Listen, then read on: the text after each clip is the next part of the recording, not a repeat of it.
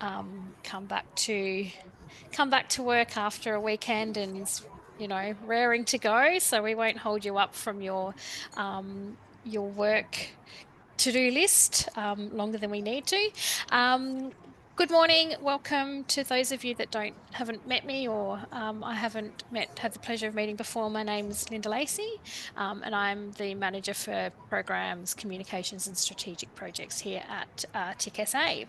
As we start, I'd just like to acknowledge that I'm hosting this webinar from Ghana Yurta, Ghana country today, and I pay my respects to elders past and present. I'd also like to acknowledge the traditional owners of the lands where you're all joining us from today, and acknowledge the diversity of Aboriginal people across our state and their important and significant ongoing cultural connection to land country of South Australia. Aboriginal culture is really important in the tourism industry, and at TIC we're really proud to be an ally of Aboriginal tourism and working in partnership with Aboriginal tourism operators to grow that very important sector for our state. I'd also like to acknowledge that we aim to make all of our events accessible. Accessibility and inclusion are important. And if there's anything that we can do to make your participation in our activities more inclusive and accessible, then please let us know. Today, we're hosting one of our In Conversation series sessions. Our In Conversations are short webinars and they're delivered under our business development program. And what they really aim to do is just take an hour out of your day to provide operators with insights and advice that can help you in your business planning and operations, but also to just give you intelligence and knowledge that really add value to your life and your role within South Australia's tourism industry. Today, we're going to have a bit of a presentation followed by some questions. We did get some questions from you guys as well before the session started. If you do have further questions, please use the chat function and just type that in there, and we'll aim to get to those at the end, time pending. Also ask you all to keep your microphone on mute. Please feel free to take yourselves off to put your camera on if you've got it off. It's really lovely to see all your faces and make sure you haven't, not that I'm saying Jonathan's going to put you to sleep, but far from that. But it is nice to make sure that everyone is still switched on and engaged. So please don't be shy. And just for your session, for your information, the session will be recorded and so it will be distributed. So if you do need to step away to serve a customer or do something within your business, please feel free to do that. You can catch up. So I'm really pleased to welcome Jonathan Cheong from Adelaide Airport. As many of you know, Adelaide Airport plays a pivotal role in connecting South Australia to the world. With continued passenger recovery, there's a lot happening behind the scenes. And so today, Jonathan, who's the Head of Aviation Business Development and Commercial at Adelaide Airport, will be sharing an aviation business development update. He'll also give us insight into recent developments and trends and tell us a little bit about what's coming up. After his presentation, as I said, we'll dive into some Q&A and open the floor to your questions as well. So I'm going to hand straight across to Jonathan. We aim to finish by midday today, so I'll hand over to Jonathan and he can get straight into it, and then we'll have a really strong discussion afterwards. So over to you, Jonathan. Thank you, Linda. Thanks, Linda, for hosting us today. And I want to thank Laura and Tixa for the invitation to be able to present how things are tracking from an Adelaide Airport perspective, and also share what our targets are from here and how things are sort of recovering and trending. And I'll give you a bit of insights on what markets are booming for South Australia too. For those who I've not met, my name is Jonathan, and I sort of maybe kickstart the presentation by sharing the role at the airport. So I look after aviation business development. So what I do is, I think there are four key pillars. One, it's to try to get airlines to introduce new services to new routes for us, for Adelaide. The second one, part of my job, is to try to convince airlines to actually upgauge from a smaller aircraft to a bigger aircraft on existing services. The third one is to get airlines to put in more frequencies on routes that we see there is such strong demand. And lastly is to try to get our fresh produce export commodities to fly out directly from Adelaide. And given the nature of my role at Adelaide Airport, I'm actually really humbled that I can also sort of play the gig as the WOW ambassador for South Australia too, together with the broader team Adelaide.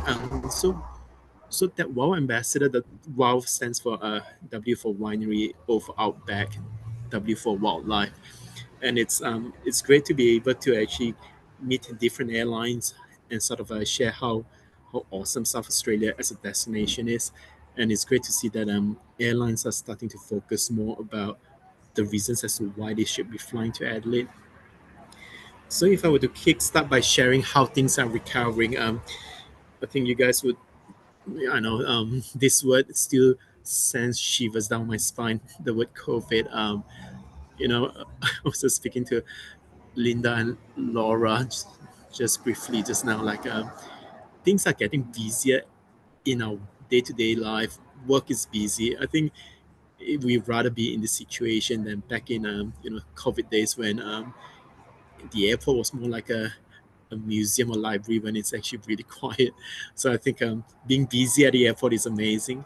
So if I look into how things are trending and how things have recovered, so these numbers are against pre-COVID 19 levels.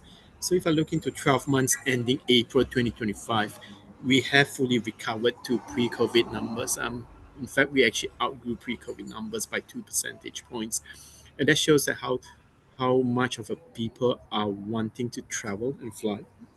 Internationally, we are back to 95%. We've recovered 95%. There is still 5% that we need to recover. And then domestically, things are great. It has surpassed pre-COVID 19 levels. We are sitting at 3%. Um, and if I were to drill down a bit further, maybe I'll start off with international. That 5% that is missing, that missing gap, is pretty much we're still waiting for some airlines to restart. So, for example, like Cathay, I'm very confident that once Cathay restart, we'll hit more than 100% for international. Domestic things are looking strong purely because back then Rex operated our interstate markets. They did double daily flights to Melbourne, daily flights to Sydney, daily flights to Brisbane, and 3 flights a week to Perth, and that grew our market. And as a result, because of them growing the market, they the unfortunate of Rex going to administration meant that there is already a stimulated market which Qantas, Jetstar, and Virgin Australia can now tap into.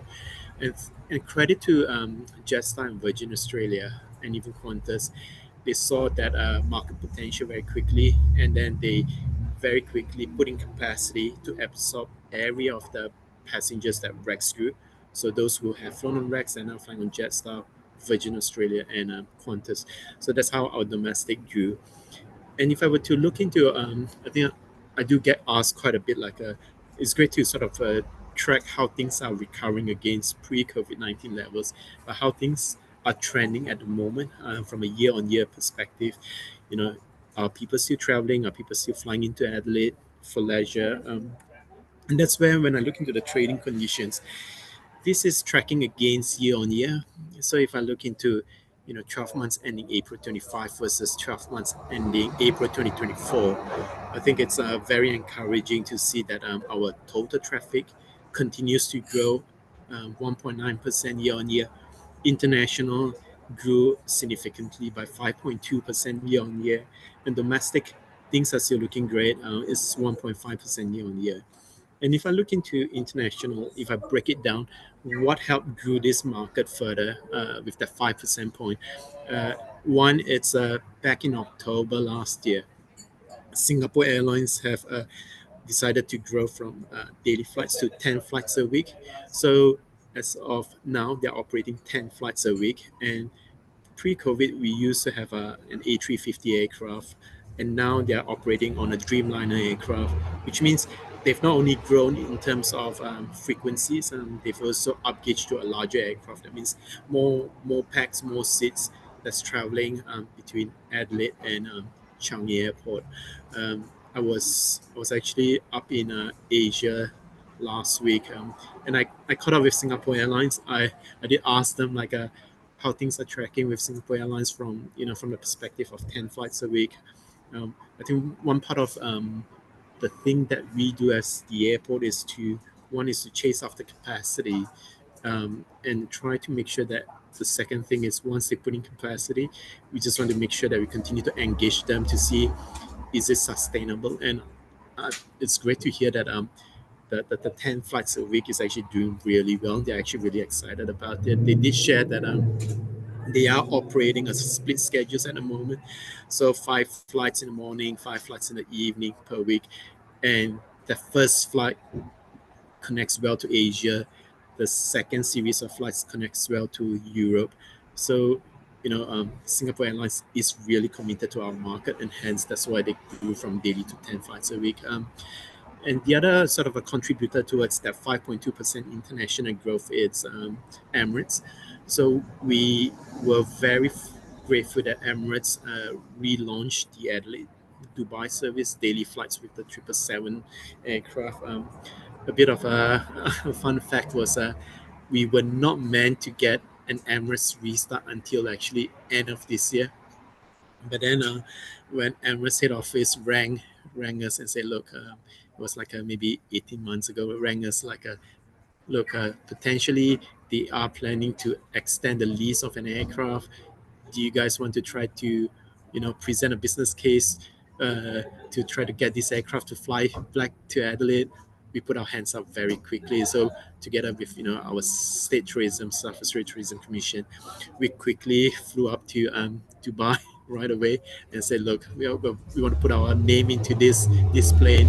You guys should definitely look into flying to Adelaide. And there you go. We sort of fast track what was meant to be a restart from Emirates 12 months later. We managed to get it 12 months earlier. So they started off end of October. And then another uh, international airline that contributed to this number is China Southern Airlines.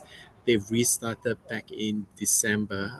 As much as it was a seasonal service to start with, um, and this is where I think there is a funny story that I told the company. Like they restarted in December, and then I went back up to Guangzhou in January after New Year, and I asked China Southern, so how's the silo factor for our Adelaide service? They were saying like it's great. It's like it's actually really strong. I said that's great, and then I asked the question about how's the yield from the fares perspective. Are you guys happy with that? The revenue you guys are achieving? They said that it's great. Yield is great. They're really happy with the Adelaide service. And that's where I sort of asked the question, in that case, are we going to get a year-round service now then, given that we've proven that the market can actually justify, loads are strong, yields are great, we should get a year-round service? And then their answers was no. I sort of was a bit confused, like why no when things are looking great? And then they actually shared the constraints that they are having at the moment, which I can understand now after the meeting with them. They were saying that they are actually lacking of aircraft to actually operate or to regrow back to pre-COVID-19 network. So one is lack of aircraft. That is why they have to sort of work out how to actually leverage the aircraft to which market. So from December to March is actually peak period for people traveling between South Australia and China, um, just for school holidays, Chinese New Year, and they see a lot of people coming from China to South Australia during January, February for their higher education. But when it comes to our northern summer, which is from March to October, what they've seen is there is a surge of demand from China to Europe and Europe to China, and that's why they have to redeploy our aircraft to Europe, which I get it. And I was there again last week to China. I was saying like, look, are you guys restarting? They said, yep. They have put the flights in the system, so they're going to restart in December this year. But I think the good news coming out from that trip last week is they did mention that given the strong loads in our market, instead of operating till first of March next year, they're going to extend it by another month. So they're going to operate an extra 1 month for our market, given the strong loads. And that's where I sort of see, the encouragement positive from China Southern to, extend what was meant to be a 3 month period to a 4 month period now. And ideally, hopefully by end of next year, when they have the aircraft to do so, they'll restart and then keep it permanent, a year-round service. And that's their intent. So that's from an international flight, how things are tracking. We've grown to 5.2%. If I look into domestic, that 1.5%, I mentioned about, Qantas, Jetstar, Virgin putting more aircraft to Adelaide.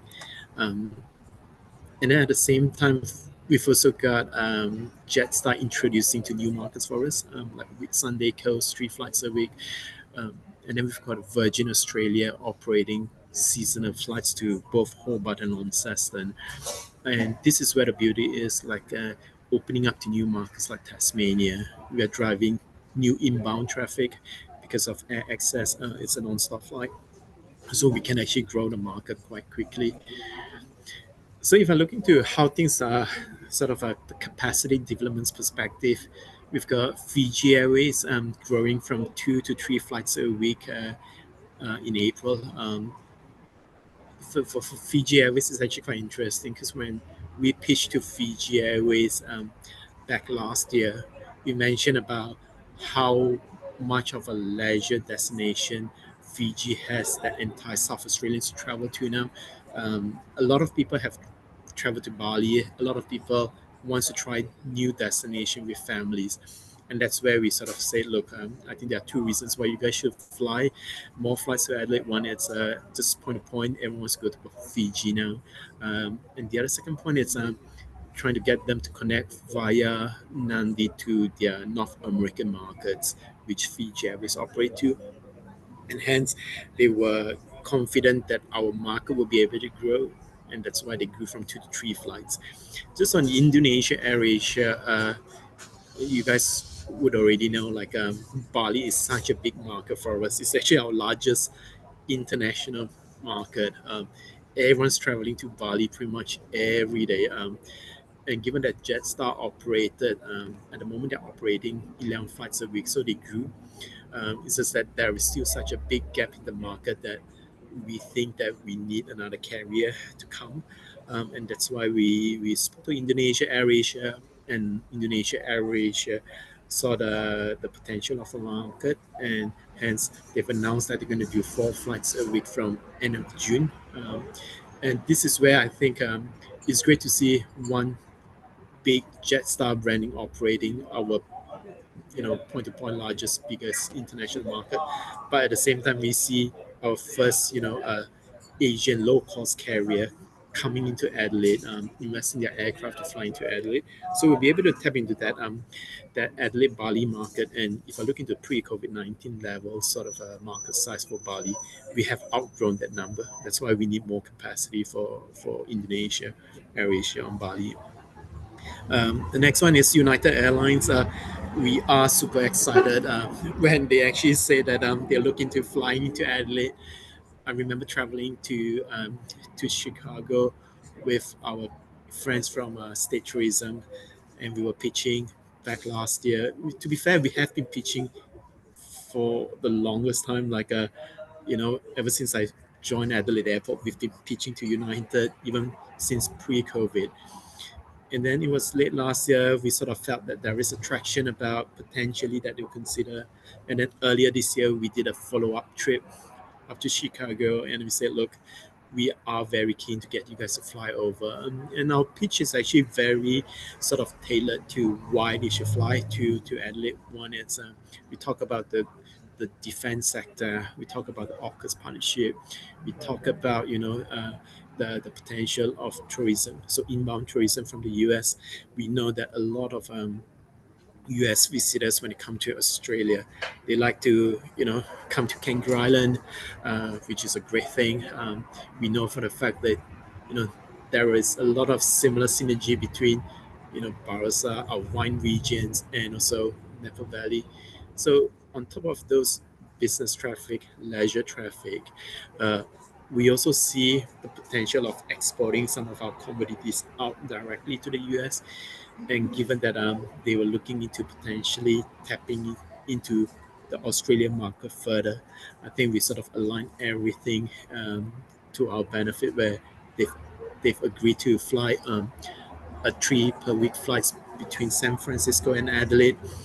I, I do know that it's a seasonal service. I do get asked quite a bit, like, why not a year-round service? Why is it a seasonal service?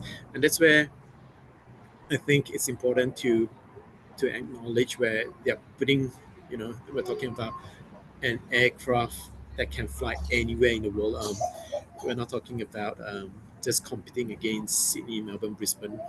We're talking about that aircraft could fly to Europe too, or they could fly to Japan too. But for them to actually dedicate the aircraft to Adelaide, what we're trying to do at the moment, our top priority is to make sure that the seasonal service actually do perform really well, and then hopefully grow it to a restart in year two, and hopefully get that embedded down to a structural year-round service. So we just need to make sure that the seasonal service is going to be really successful. I think today's in conversation session is very timely. I think most probably Laura, Linda, Tixa team have sort of foresee that an announcement was coming last week, and hence they've sort of planted this webinar session this week, because it was very timely. Because I do feel like we do get asked a lot, like, when is Emirates coming back with Tick That Box. We do get asked a lot about when is Qantas flying internationally. And we're just excited that last week Qantas have announced to return to international skies again. Back then was, I think, from memory, was April 2013 when they were operating Adelaide Singapore services. So it's more than a decade now, and it's great that they're going to fly back internationally from Adelaide, which requires a passport to travel. We've been pushing them to fly internationally, and it's just nice to see that end of this year they're going to fly a seasonal service to start with, between Adelaide and Auckland. So from the plan is, from end of October all the way till April, May. So we are excited with that. And the Qantas flight with the Auckland service, there is another opportunity to actually grow our New York market, because they actually do a one-stop through Auckland that connects well to New York. So we can actually grow our New York market too. And then we've also recently announced Emirates. They're going to launch their first ever A350 long range aircraft to Adelaide. So Adelaide will be the global launch port comes December for Emirates. And I think the beauty about that is a lot of the travel trade do ask, like, why isn't there a premium economy class product flying out from Adelaide or coming into Adelaide? And hence, earlier this year, I spoke to Emirates up in Dubai. I said, look, if you guys want to sort of differentiate your product against, call it Qatar, Singapore Airlines, having a premium economy class product can provide you that product differentiation.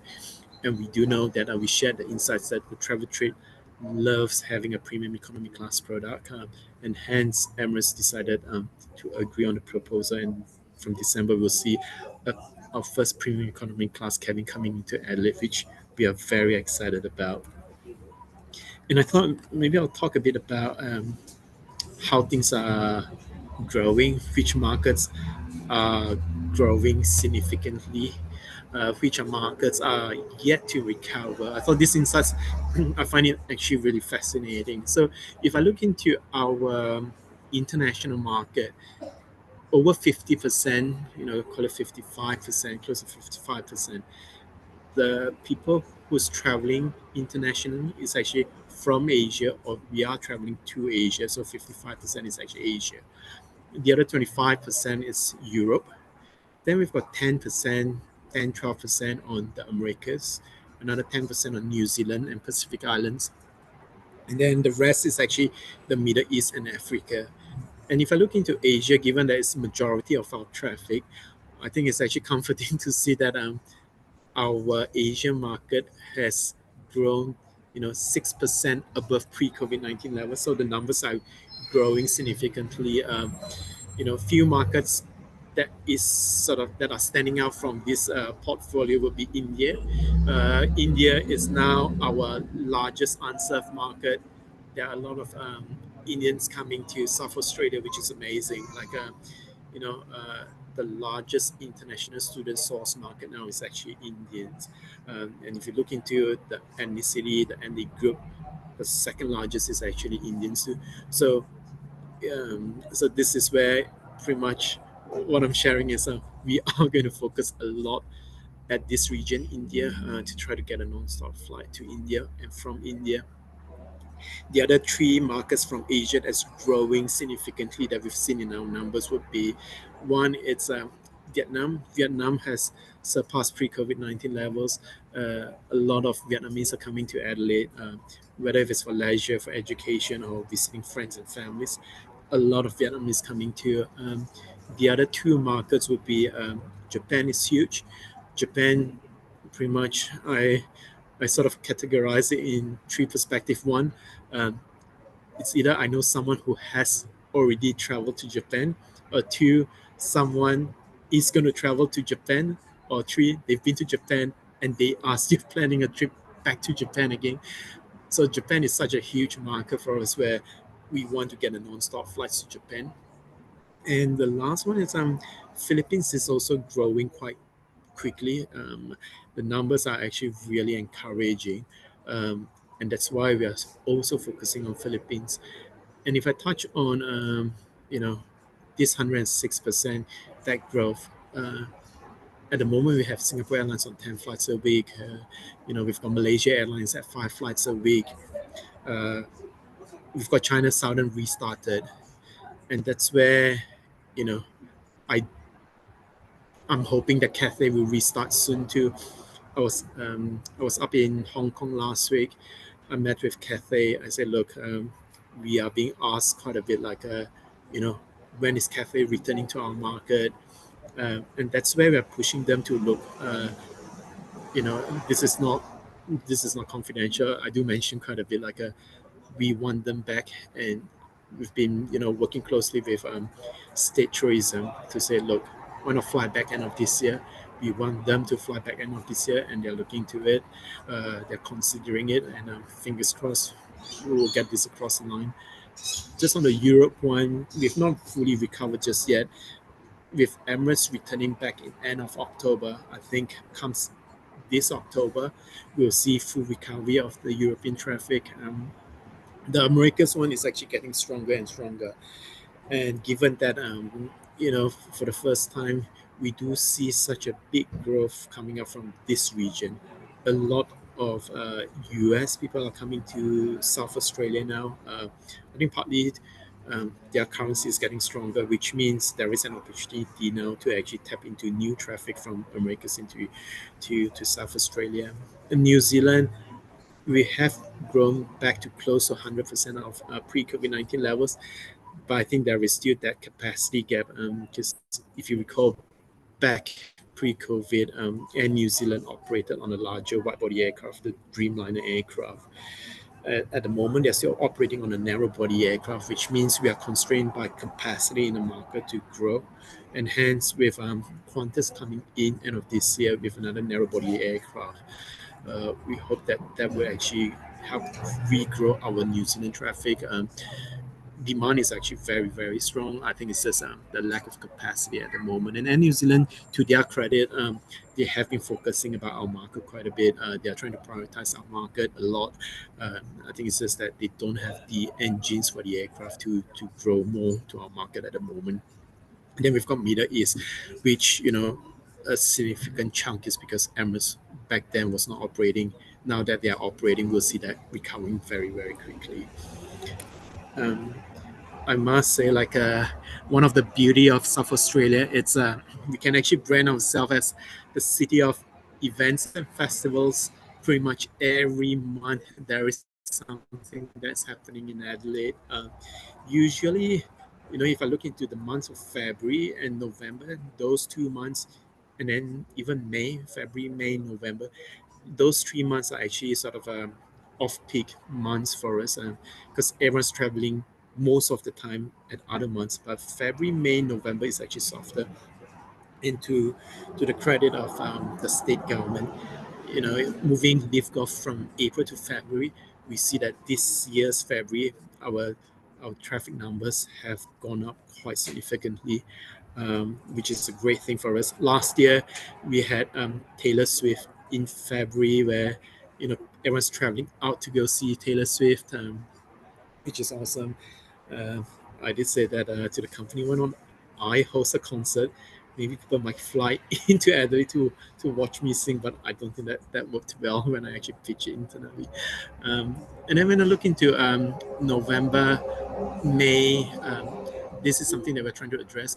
But at the same time, if you look into the calendar of events, we have really good events that's happening at the moment that drives domestic travel, domestic traffic, and that's where it's such we are in a unique position that we can actually pitch to domestic and international airlines. Pretty much, if you come in any month of the year, there is something for your passengers and customers to experience. Um, this is our Network Vision 2050, our wish list that we are trying to achieve. Connecting to 39 international destinations by 2050. Uh, maybe some of you might have already heard this from me, but maybe I'll give a bit of background how we actually came up with this. So we look into what's our current market size, what's the trajectory of growth. We look into GDP forecast. So there's a lot of science and maths behind it. And we look into the aircraft of each airlines that could potentially fly. And then hence, as much as this is our Network Vision 2050, we actually break it down to three stages. So the number of destinations that we need to achieve by 2030, 2040, and 2050. So by 2030, we need to connect to 14 international destinations. So pretty much on top of what we currently have.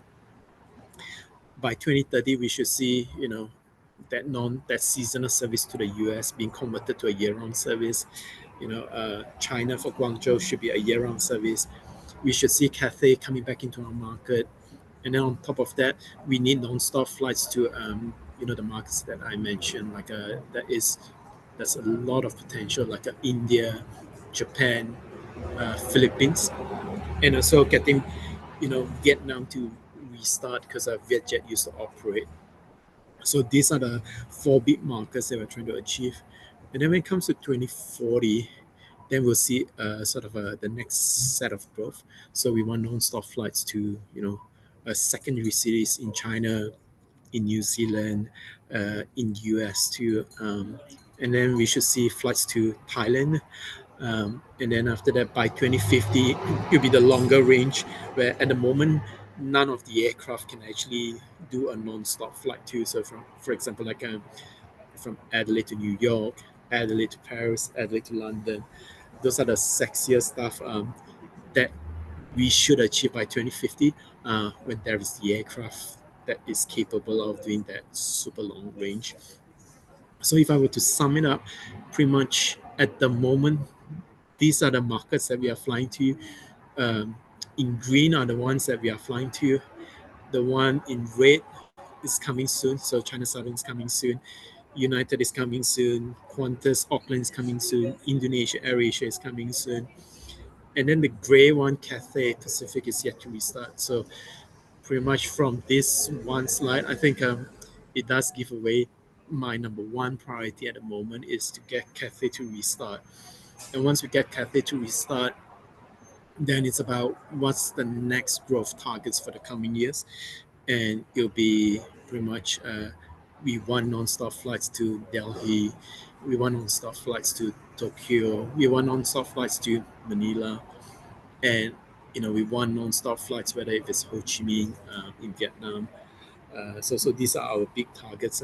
But here's a fun fact which I've not shared with anyone just yet. We just came up from a board meeting last month, and then there was question about how's Thailand looking like. And a fun fact, Thailand is such a big growth market at the moment for us, where we actually have fast track our targets that we should be targeting Thailand instead of achieving it in the next phase of by 2040. We're now trying to get a non-stop flights to from Thailand by 2030 now. So we've put an extra one target on the list of our short-term targets. And yeah, there you go. That's the presentation for today.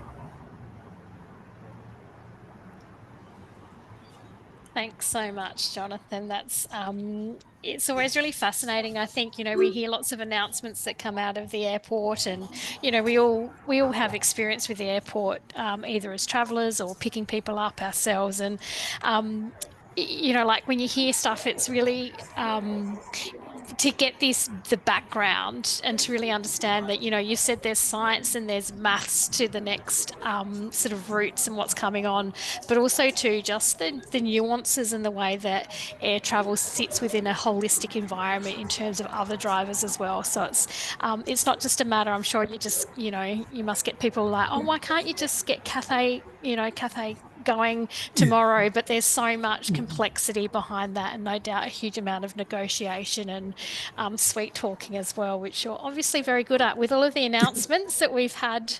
Um, Recently around the good news, and certainly United, and some of those ones that you thought may not happen for a while coming in. So we'll just kick straight into some questions. So yeah, so in terms of you have had lots of announcements, and it sounds like some have happened a little bit unexpectedly in terms of when you sort of, forecast when things are happening. But looking over the next 12 to 24 months, what are your, and you've sort of touched on it a little bit here, but already, but just what your aviation development priorities are over the next 1 to 2 years. And yeah, if you are obviously Cathay's one that you've hinted at, but any further route announcements, is there anything on the horizon? Yeah, I think that's a really good question. Like, pretty much, I'll share what I've shared with the board too. So for the next 2 years, what we're trying to achieve is one. Back then, when I presented to the board, I was trying to tell them that we'll try to get Qantas flying internationally again. So it's great that they've ticked that box. So now it's pretty much Cathay. We want Cathay to restart the service ASAP, and then at the same time, there are a few seasonal markets that we are that we've recently announced, like a United Airlines is seasonal service. China Southern is still a seasonal service.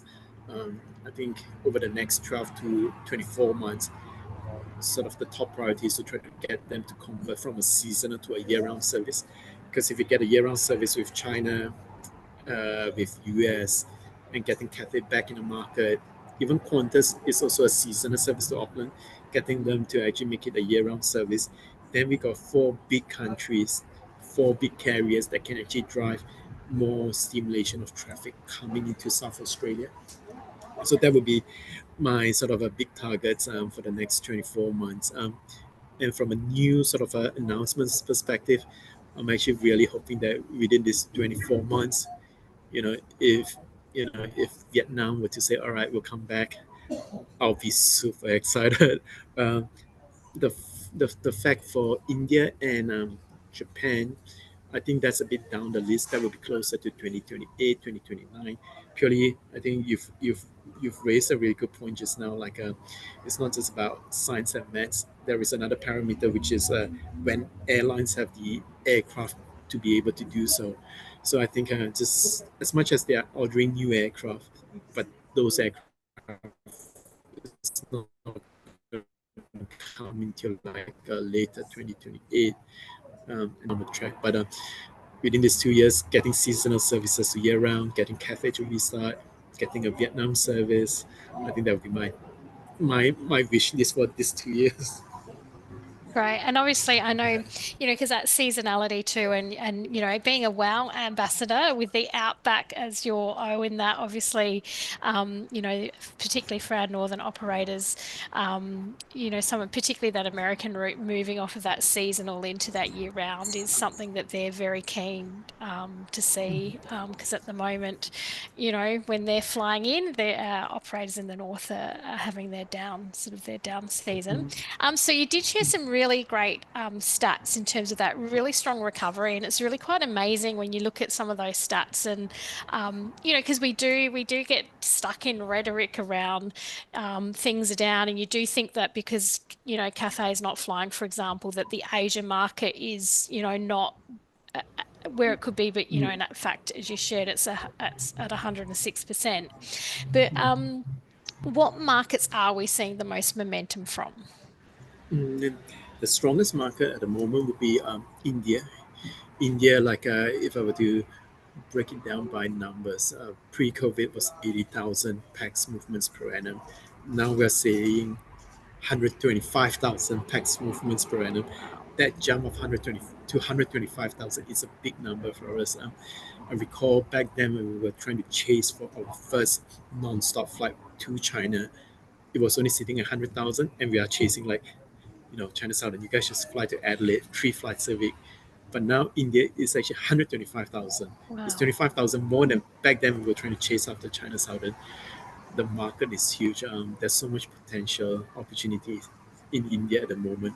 And if I look into, the GDP forecast for India, they are they are growing. I think it's like one of the fastest growing economy in the world. The rise of middle income earners is going to grow more. They have the appetite to travel further. I think all this line up. And then selfishly, when I look into Air India's fleet, they are purchasing. They've ordered a lot of aircraft, a lot of toys coming their way. I just need one aircraft to come to Adelaide and dedicate it to Adelaide's name. That's it. I'm not greedy. I just need one. I don't need that many. One. And because are they mainly flying that Singapore route? Is that how India's mainly accessing Yes, Adelaide at the moment? spot on. So a lot of Indians are coming through Singapore Airlines or Malaysia Airlines, and that is why when we spoke to Singapore Airlines last week, they do acknowledge that the fact that there are a lot more traffic between Adelaide and India, and they are actually benefiting from it. And I'm like, oh, that's great. And then Malaysia Airlines have shared the same thing too. A lot of people are flying on Malaysia Airlines into Adelaide. Yeah, great. So I guess then coming back sort of more domestically, because Mm, it's not just all international, as you've shared. We've seen and you've tapped on to around Qantas and Jetstar and Virgin, particularly, around Rex and taking on those sort of interstate routes in that gap. But we've mm, seen an increase in Qantas capacity into South Australian regional airports, and mm, Rex is still continuing to service those regional destinations as well, with mm, the March federal budget announcement providing additional funding support to Rex while a buyer is sought. And obviously, we know, Rex and that regional connectivity is hugely important to our regions. Can you mm. share how Adelaide Airport is working to support and strengthen regional connectivity and what this means for tourism operators across the state? And if you've got any data and insights around regional travel. So I'm actually a firm believer on regional traffic. I love regional traffic. I think there are sort of two reasons as to why. One, the communities still need to travel. We can't deny the fact that there are people who's coming here to Adelaide for medical reasons, and having that connections is actually critical. And the other bit is a lot of people are actually traveling into Adelaide to fly domestically, interstate or internationally. So having that connections from the regional markets are super important, and that's why with Qantas, we sort of worked with them last year to upgauge from a Q300 to a Q400 aircraft. So from a 50-seater airplane, they've now grown into operating on a 74-seater airplane. That's an extra 24 seats per flight. So we're just trying to get more capacity in the market. Just on the Rex one, we love Rex. Rex has been great to us. You know, their heart is in the country. Um, and that's where, if I look into back then when they were able to, they did grow the Adelaide market, not just on regional. They did grow interstate markets for us. We are speaking to Rex at the moment still. We are still engaging with Rex. We're just sort of sharing like a look. We do appreciate what you guys are going through at the moment. They are at a stage of trying to find a new buyer, a new owner, and I have no doubt that when it becomes, call it like Rex 2.0, their heart will continue to stay in the country. They'll still focus and prioritize on flying regional ports. And that's where we are very keen from an airport perspective to try to support them as much as we could, whether if it's true from an infrastructure perspective, whether if it's true, um, raising the awareness of them flying to which regional markets by sort of promoting some marketing campaigns together. We're more than happy to support that. Uh, in fact, we did mention to Rex like there are a few markets that we think that it's great to see that you guys are putting more capacity. Um, as much as it's not back to pre-COVID-19 levels, we did make it very clear to them we want to be there to discuss how can we get to that pre-COVID-19 activities again. Um, and I think the constraint at the moment is until they actually find who the new owner is, it's actually quite hard for them to actually plan too far out at the moment. But rest assured, regional numbers are they do stay closely to my heart, and we are working with Qantas and Rex both at the same time. Right. That's great to hear because it is there's a lot of Rex anxiety, I think, particularly in some of our regional communities around. And as you tapped on, just the importance of that travel just for social and community life beyond just tourism. I just want to sort of touch on freight because it's the belly of the aircraft, I guess, that can sometimes be a critical sort of determining factor. So, just how important is cargo in Adelaide's aviation strategy, and what are the synergies, or are there any synergies with tourism businesses in that space? Mm, that's a that's actually a really good question. And it taps into what we do quite a bit in our presentations. Pretty much all our route proposal that we actually presented to all our airline partners. We talk about what is the cargo opportunity from Adelaide. So we talk about look, we how we're going to fill bumps on seats, but at the same time we talk about what are the commodities that's going to be exported up from Adelaide to which markets that you guys are flying. And I'll be transparent here. I'll be honest here. I do know like a lot of airlines when they make a decision, they start to look in their broader team from their cargo department. Like, can we fill up this much of cargo on an aircraft? And then it just adds the layer of confidence as to look, we'll fill with passengers. At the same time, we'll fill with cargo, export, import commodities. And that becomes a critical part when we actually look into why or would an airline actually introduce services to Adelaide. An example would be like a United. When we speak to United too, when we speak to Cathay, I do the same.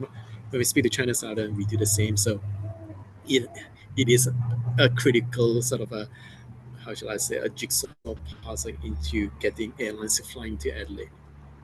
Yeah, great. And that's again that whole idea of the jigsaw that you have to play with, and obviously, and the complexities of that too, no doubt, when you're talking about United Airlines coming in, and then you've got that whole tariff situation too, in terms of what that means for cargo going back to the States. And the complexities of your role, Jonathan, are really fascinating.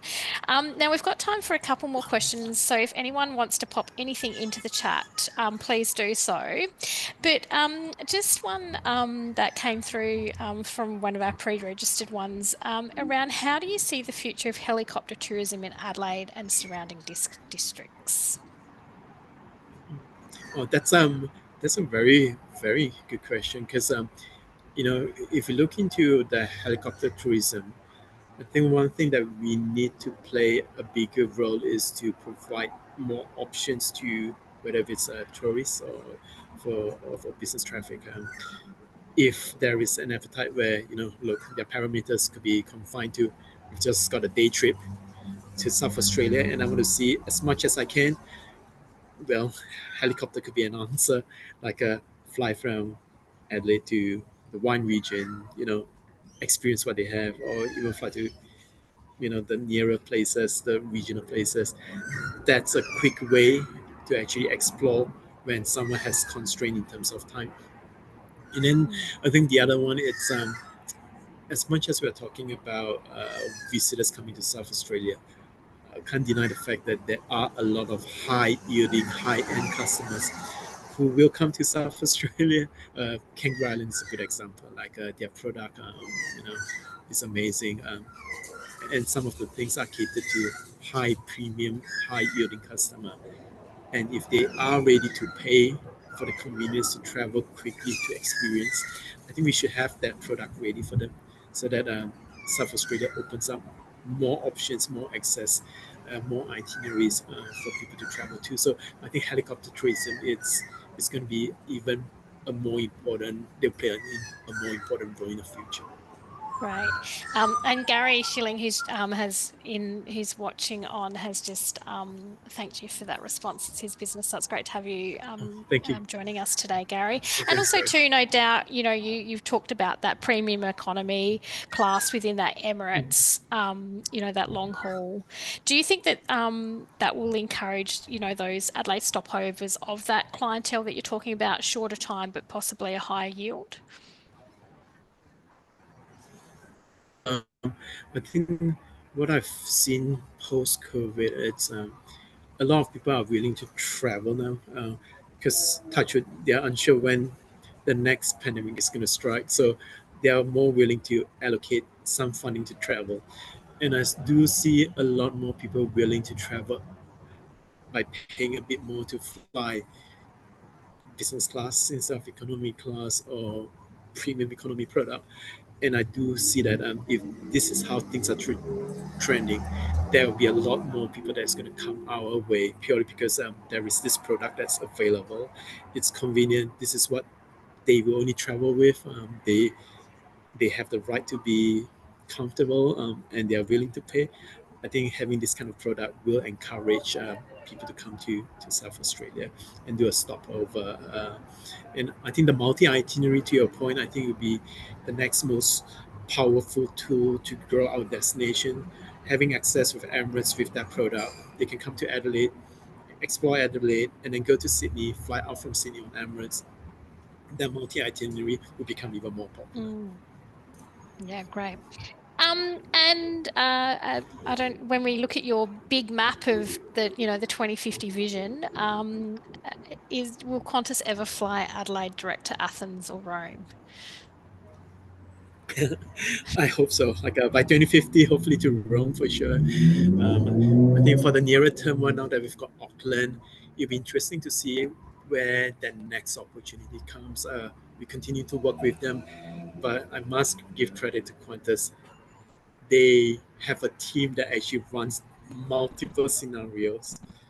Like I'll share with you a good example would be the new aircraft that's coming in, the XLR that can pretty much operate from Adelaide to Thailand, which means, oh, great, now we've got an opportunity with an aircraft, a smaller aircraft, we can get an Adelaide Thailand service. But at the same time, the aircraft can do Perth to India, and Perth doesn't have an India service yet. They can do Brisbane to Japan when Japan market is growing. So with most probably, how shall I say, they'll run multiple scenarios to see which makes sense. But we'll keep pushing. I'll keep sharing my our wish list and let them decide our fate. Great. Well, if you could wave a magic wand, Jonathan, and you could turn on a route tomorrow, who would it be and what would it be? Oh, and like given India is such a huge market at the moment, I'll say India for sure. India. Yeah. And also, yeah, India for sure. But Japan will come very close right after. Yeah. Right.